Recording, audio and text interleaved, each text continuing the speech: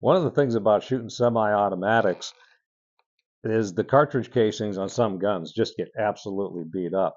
And it'd be nice if we could figure out a way to have a good load that's working for us very well, but not destroy the cartridge cases in the process, particularly if you're shooting like 10 millimeter or 45 or, whatever it happens to be, really. So if you think about what we can control, because first of all, we're hand loading, so we've got the choice of what powder we're going to use and what bullet we're going to use. Also, you might as well take advantage of the technology that's available today. A lot of the iPhones or whatever smartphone you happen to have, the camera will have slow-mo function to it. So as you're shooting your handgun, if you can have somebody film it so that you can see exactly the timing of the action as it cycles through and the case is being ejected out, maybe you can see exactly what is taking place where the case is getting, the mouth is getting pushed up into the hood of the barrel or something like that, and the mouth of the case is getting mangled or whatever the case may happen to be. Now, one of the other things is if you take a look at the slide itself and you see that you've got, a bunch of brass markings on this particular part of the slide, well, you can see right there that the brass is hitting that part of the slide and it's leaving a mark. Okay, that's what's going on. Okay, so now we've got that part of it down. What do we do about it? Because we're hand loading, we can control the bullet that we're going to put through it, the powder, and how much. And then we'll take a look at the gun itself in just a minute. But you start with what you happen to have right there in front of you. You worked up a load and it's working great, but boy, it's beating up the brass. And this is 10 mil. You know what? This stuff has been harder and harder to get. I want to get as many firings out of this 10 mil brass as I can, for example. So if you're shooting, for example, a lighter bullet, 10 millimeter, if you're not aware if this is 40 caliber. So if you're shooting 165 grain bullets or 155 grain bullets and the casings are getting beat up, okay, maybe we should go to the heavier bullet, 180 grain or a 200 grain bullet, from the lighter to the heavier. Take a look at the powder that you're using and how much you're using. Now, a lot of the reloading manuals will list powder in order of burn rate, the slowest at the bottom, the faster at the top, on the particular page you're pulling your data from. Not all of them do that, by the way, so just make sure you understand that. But if, for example, you chose the lower listed powder, which is going to be the slowest in its burn rate, maybe you go to a faster burning powder with a heavier instead of a lighter bullet.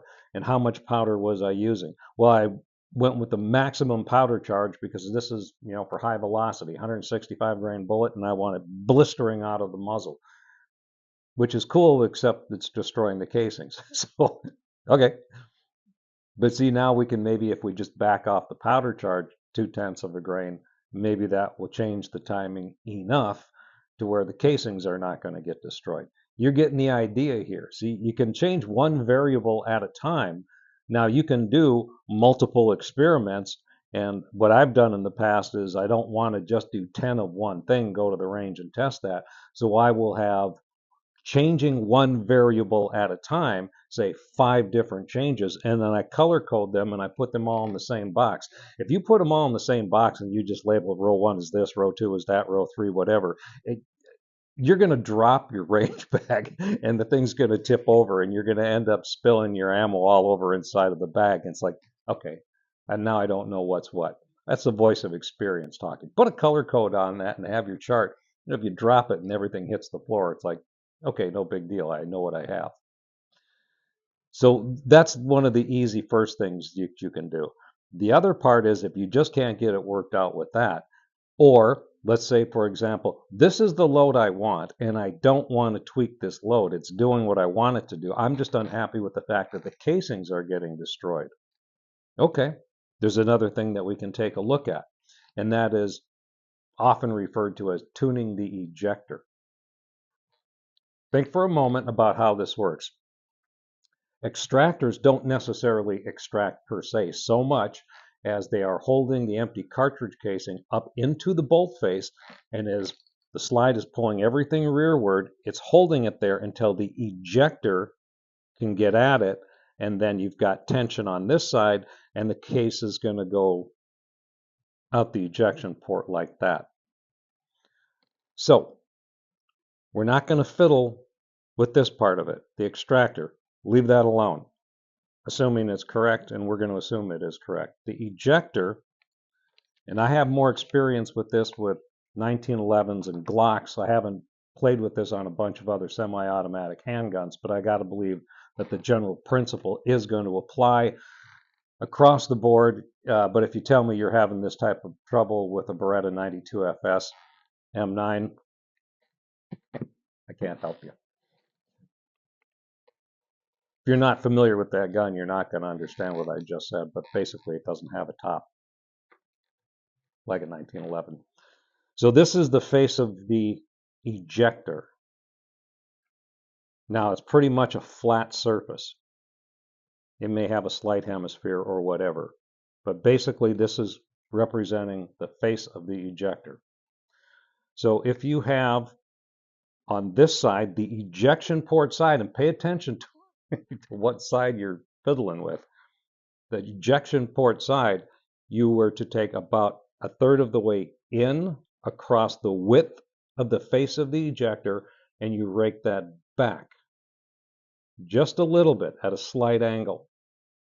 And then as far as from top to bottom on the face of the ejector, you were to go a third to maybe halfway down, and you rake that back just a little bit at a time. So what's going to happen is the case, as it is pulled out of the chamber, wants to come rearward, be pulled to the side and up, and then it will go out. That changes the timing on the ejection, and it's speeding up the ejection. The thought being here, it is not clearing fast enough. So when the slide is at its fully rearward position, that case should pretty well be cleared the slide now. So as it moves forward again to strip off the next cartridge off the top of the magazine, that is well out of the way. That's the idea behind this. But if you wreck an ejector, they're generally an inexpensive part, so you wasted $10, but you're going to learn something. And if you know what, if $10 is all it cost you and you get a wonderful education, boy, wasn't that the best $10 you spent in a long time. Happy trails.